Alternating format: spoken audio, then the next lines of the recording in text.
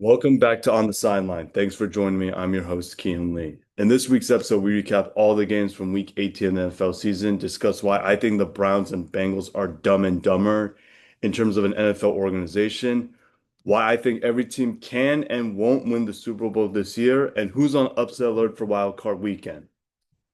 Before we get started, make sure to hit the subscribe button, turn on the post notification bell. 3, like this video, and comment down below who you think is on upset alert this weekend. And without further ado, let's hop into the video. So I know you guys are wondering, why is this recorded on the day of Wild Card Weekend? And honestly, guys, I have been super busy these past few days. All right. And I take partial blame in this. I also been waking up a little bit late these past few days. All right. So that's why this is recorded on a Saturday morning at 10:30 a.m., about 3 hours until the first playoff game. It won't happen again, I promise, but let's just hope I bounce back. But anyway, kicking off week 18, we got the Panthers and the Bucks. I mean, what I've been hearing a lot is that this game, the Panthers got absolutely hoed in this game in terms of the ref calling in this game, but it didn't matter because they ended up in the playoffs. So Bryce Young was decent. He had 266 yards passing, 2 touchdowns and interception. Rushing was shut down with Chuba Hubbard going for 10 yards. Receiving was led by Tatori McMillan with 85 yards receiving, but Jalen Coker and Tommy Tremble got the touchdown. And outside Christian Robinson and Trayvon Marshall, it wasn't a fun game, I would say. As for the Bucks, I mean, Baker was decent. He had 203 yards passing and a touchdown interception. Bucky Irvin was decent with 85 yards rushing. Receiving was led by Kate Otten with 94 yards receiving. And defensively, I mean, outside of Jacob Parrish and Levante David, they couldn't do anything. Moving on, we got Seattle at San Francisco. And as I predicted, Seattle was going to bounce back in this game. I try to tell you. All right. Sam Darnold did not have the best game. It was not fun of a game if you were a fan of this team. Like even though Seahawks fans would be like, "Yeah, we won the game," but like they will admit that this game was really fun. You got Sam Darnold going for 198 yards passing, and he took 2 sacks. Run game was decent with Kenneth Walker with 97 yards rushing. Receiving was led by once again JSN with 84 yards receiving. Defensively, I mean, they got after Brock Purdy 3 times and picked him off. And I think Drake was the one that picked him off to seal the deal, if I'm not mistaken. Moving on, we got the 49ers, and honest to God, this game was uglier than the Seattle box score. You got Brock Purdy going for 127 yards and interception. Christian McCaffrey was shut down. As I said, the only way the 49ers go in this game is if Christian McCaffrey has a hell of a game. He did not. Receiving was led by Juwan Jennings with 35 yards receiving, and outside of a few guys, this was ugly.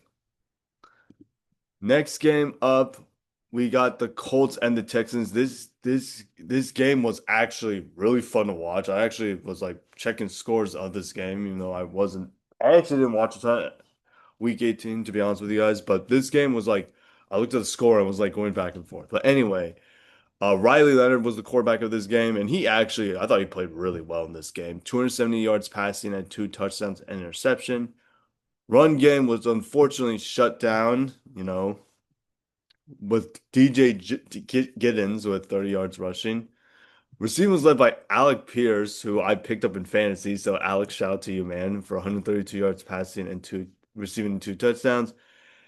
And their defense couldn't do anything, which is unfortunate, but it is what it is. As for the Texans, this game was really weird for them because CJ Stroud played the majority of this game and then left in the second half. I couldn't remember, but CJ going for 116 yards passing and a touchdown. Rushing was led by Brishton Brooks. British Brooks with 63 yards rushing. Receiving was led by Xavier Hutchinson with 84 yards. And defensively, I mean, Daniil Hunter played well. Elijah Huziel played well. Daniel Hunter also recovered a fumble, forced a fumble. Kalen Bullock had forced a fumble. Like, even though this was the first 30 piece that the Texans defense allowed, they did play really well though. Moving on, we got the Bengals and the Browns, where history was made, where Miles Garrett became the all-time sack leader. Congratulations, Miles. But this game was just, other than that, this game was just not fun at all. Like the Seattle San Francisco game, this game was ugly. I mean, you got Shador going for 111 yards passing and 6 sacks. Running game was non-existent for them for 32 yards rushing coming from Dylan Sampson. Cedric Tillman led all position groups with 23 yards receiving, and Devin Bush got an interception. Grant Delpit got a sack, and also Miles Garrett got a sack as well. So congratulations, Miles. As for the Bengals, I mean, Joe Burrow was decent in this game. He had 236 yards passing and 3 touchdowns. Rushing was led by Chase Brown with 72 yards. Receiving was led by Jamar Chase and T. Higgins with 96 yards and 67 yards and 2 touchdowns. Chase Brown also caught a receiving touchdown. And I'm not going to go through all the defenses, but as I said, the Bengals defense had 6 sacks in this game. Next up, we got the Saints and the Falcons, and honest to God, the Saints might also have a bright future. I'm just saying.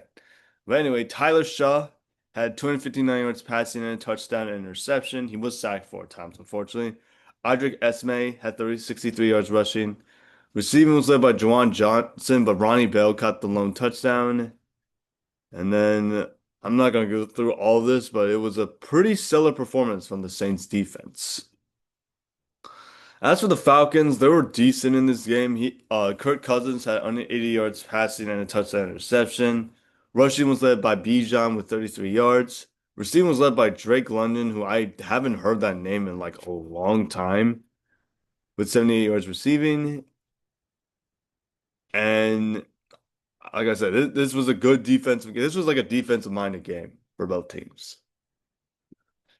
Next game up, we got the Packers and the Vikings. And to be honest with you, I said it before, and I'll say it again. Like, as a Packers fan, this game was pathetic.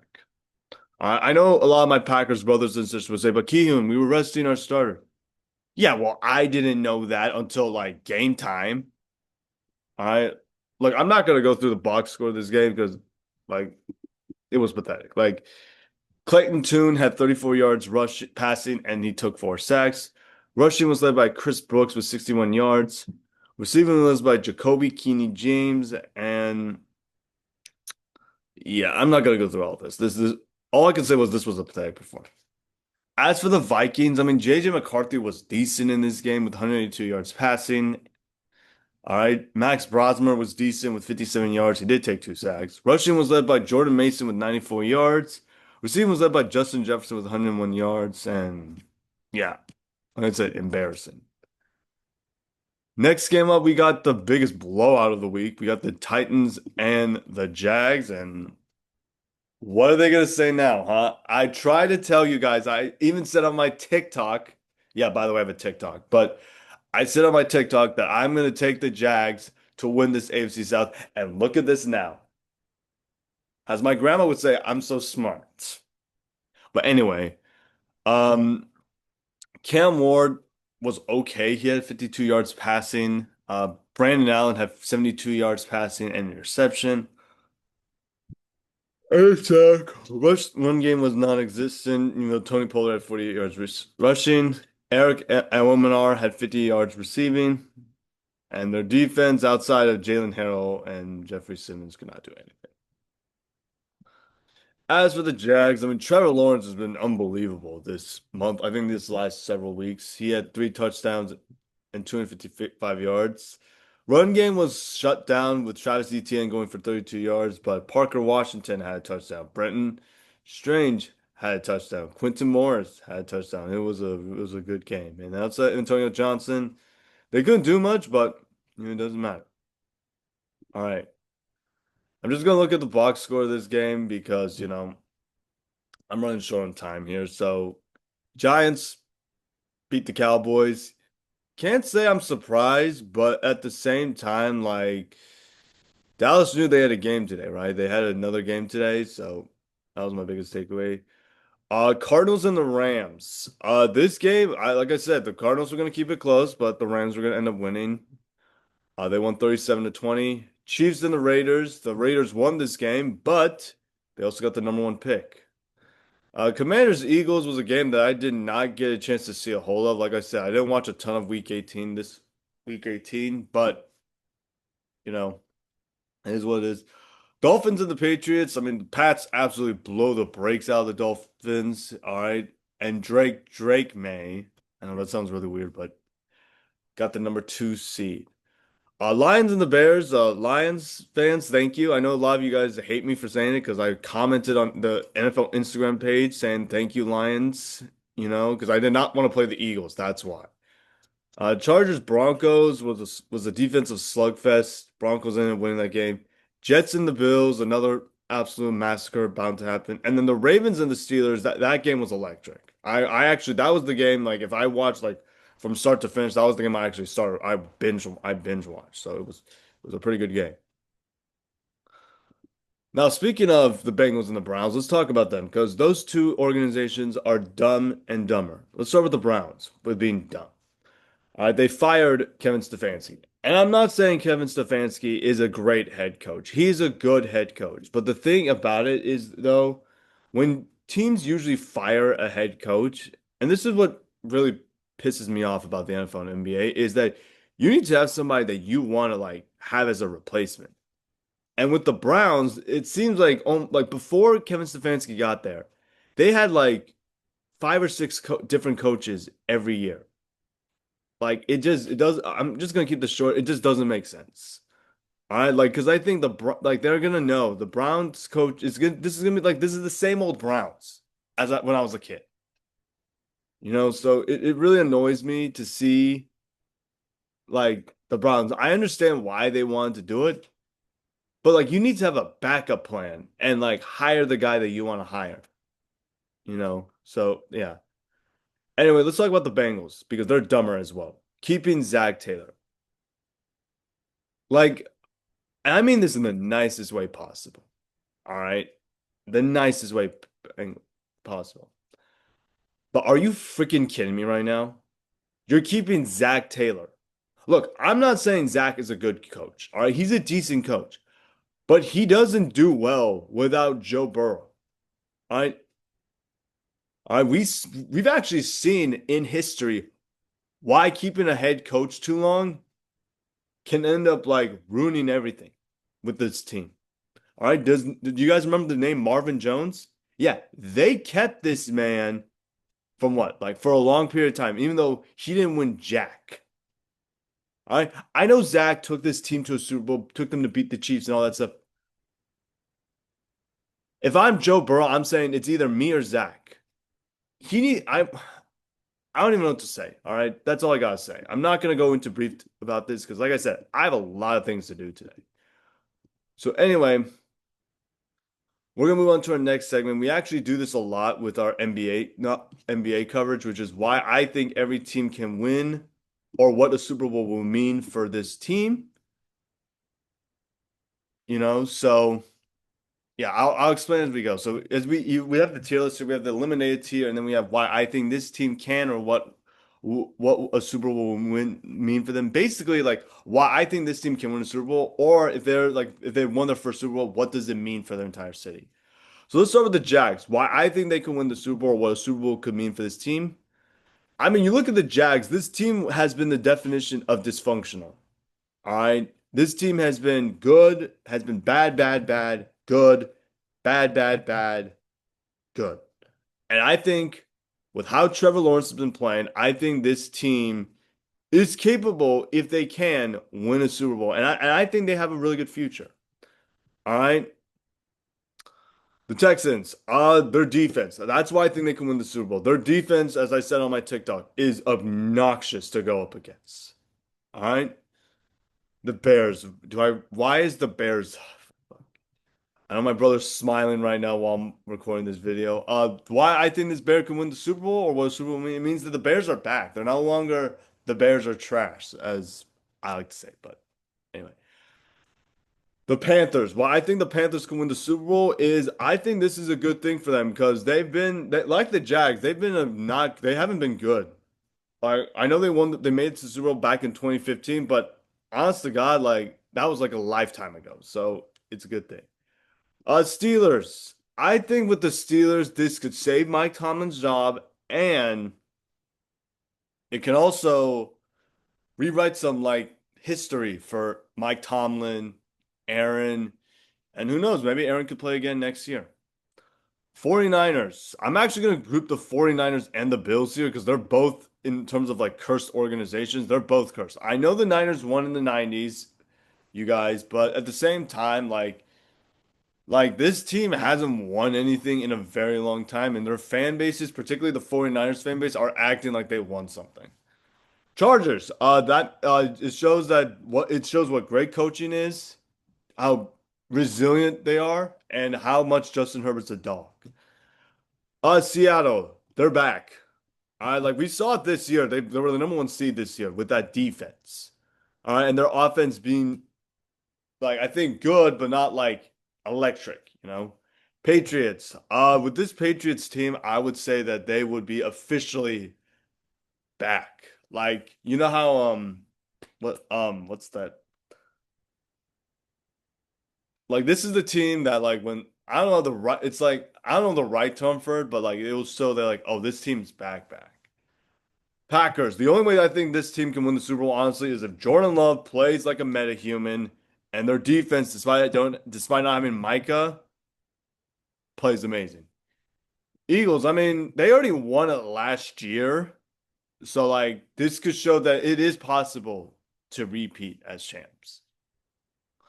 The Rams, I mean, I think this is a good storybook ending for Matthew Stafford. Puka Nacua, who had an unbelievable season this year. You know, I mean, yeah. The Broncos. I would say the Broncos, why I think this team can win is not only their defense like the Texans, but I think their offense can play. If their offense can be decent, this team could be scary. And so those are my reasons why I think every team can win the Super Bowl. What are your guys' thoughts? So now we're gonna move on to our next segment and discuss why I don't think any team like the complete opposite. All right. I do this a lot, with the NBA, but like this is why I don't think every team can win. So let's start with the Rams. Why I don't think they could win the Super Bowl. I just feel like their defense hasn't looked good these past several weeks. All right. I think statistically they're still like a top 15 defense, but like they haven't looked good at all. The Bills, their defense, especially their run D. That run defense right there is the reason why I don't think this team can win it. I'm gonna actually group these teams up. The Panthers, the Bears, where's the other team right here? The Jags and the Texans. These four teams, they're all very young teams. All right. Now, you're probably wondering, aren't the Patriots a young team? Well, wait till I get to them and I'll explain why I have this team as why they can't win the Super Bowl. For me, it's the Broncos, and I just feel like this Broncos offense is not good enough to win a Super Bowl. And I've said it before, they should have drafted a wide receiver this past spring. All right, because I think this team is really good to win the Super Bowl. The Packers. I'm going to be honest with you, injuries and they haven't looked good. I will admit, as a Packers fan, we have not looked good this past month of December. All right. Yeah, I know we beat the Bears game one, but like don't say that at all because then Bears fans are gonna be like, yeah, but who won game two and stuff like that. Why the Vikings here? All right. The Chargers. Why I don't think this can win the Super Bowl? Their offensive line. All right, like this offensive line has been decimated with injuries. Like you talk about like injury, like bug on a certain position group. This Chargers offensive line has been hit with a lot of injuries. Like I think I heard that like they lost two of their tackles, both of their tackles, and they lost the backups of their tackles, if I'm not mistaken. The Patriots, they're also too young, but I do not trust that offensive line. I, in fact, I think if I'm not mistaken, and I was gonna post this, but I didn't know. The Patriots have allowed 30 sacks like in the month of November and December. I think there's more to it, but like they've allowed a lot of sacks for a team that like built their team in the trenches, but their offensive line. The Eagles, as I said before, it's hard to repeat as champs. And also, I'm gonna be honest with you, and I'm not saying this because the Eagles have beaten my Packers over the years, but they have not looked good. They have not looked good. I know they won the NFC East. Congrats, but they have not looked good at all. The Steelers, they haven't won a playoff game since 2017 or 2016. For context, I was 14 when they won their last playoff game. I'm now 23. All right. And I also worry that they have the worst match. They have the worst matchup, in my opinion. They have Houston, who, as I said, has the most obnoxious defense in the NFL, but they also have to play Denver in the next round, and they have a really good defense. 49ers, it's their defense. And I just feel like in a sense, they're one-dimensional on the offensive side of the ball. Like the only way they can win is Christian McCaffrey plays well. And I'm not saying Brock Purdy's a bad quarterback or anything. It's just I know I've seen him before, but like they have to be able to score at every possession they have, you know. So that's the thing I worry about. And finally, the Seahawks. The reason why I don't think the Seahawks can win the Super Bowl this year is I worry about Sam Darnold. Because the last time we saw Sam Darnold in the playoffs, this man was not good. Statistically, was not good at all. So that's what I worry about with the Seahawks. So those are why I don't think every team can win the Super Bowl. What are your guys' thoughts? Leave them down in the comment section below. And finally, we're gonna get into our wild card picks for this weekend. I'm actually really excited for this one. So let's start with we're gonna go by order and order. So like we're gonna start from the top to the bottom and stuff like that. So we're gonna start with the Panthers and the Rams. All right, do the Panthers upset them again? No. I'm gonna take the Rams in this one. I do think the Panthers are gonna keep it close. But give me the Rams to win this game 31 to 20. Next game up, we got the Packers at the Bears. You guys know I'm rolling with my green and gold rose right there. Give me the Packers to win this game 31-28. All right. I think this is going to be a very high scoring game. Well, I got to ride with the team that's more experienced. Give me the Packers to win this game 31-28.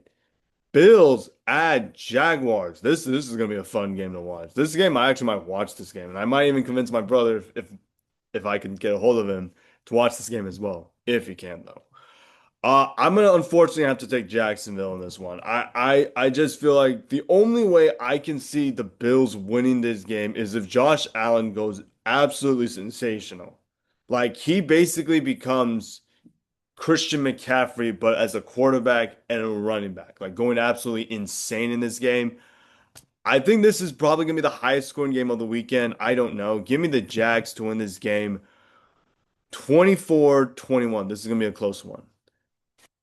49ers at Eagles. This is going to be a fun game to watch. I feel like this might be the highest scoring game of the weekend. I know I just said that for the Bills and the Jags, but this one specific, this one's going to be the highest scoring game of the weekend.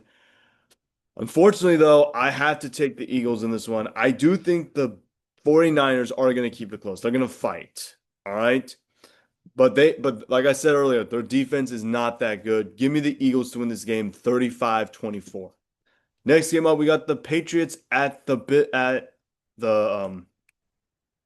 no, Chargers at the Patriots. I'm actually gonna go with the upset here. I'm gonna take the Chargers in this one. Look, I think the Patriots have the brightest future in the NFL, but I haven't seen Drake May in the playoffs yet. Maybe he balls out, maybe he doesn't, but I have to see it to believe it. I think the Chargers get their revenge here. Give me the Chargers to win this game, 27-24. And finally, the nightcap, the Texans at the Steelers. I'm rolling with the Steelers, man. All right, the only way, all right, I worry about this Steelers offensive line against that Texans defense, but I know Aaron's gonna have a game plan to slow them down. And those are my wild card picks. I hope you guys enjoyed this video because I enjoyed making it. If you did, please get a like, subscribe, turn that post notification bell. All right. I promise you this will not happen again in terms of my recording. But have a fantastic rest of your weekend. Enjoy the wild card weekend. Go Pack Go to all my Packers out there. And I'll see you guys next time. I'm out. Peace.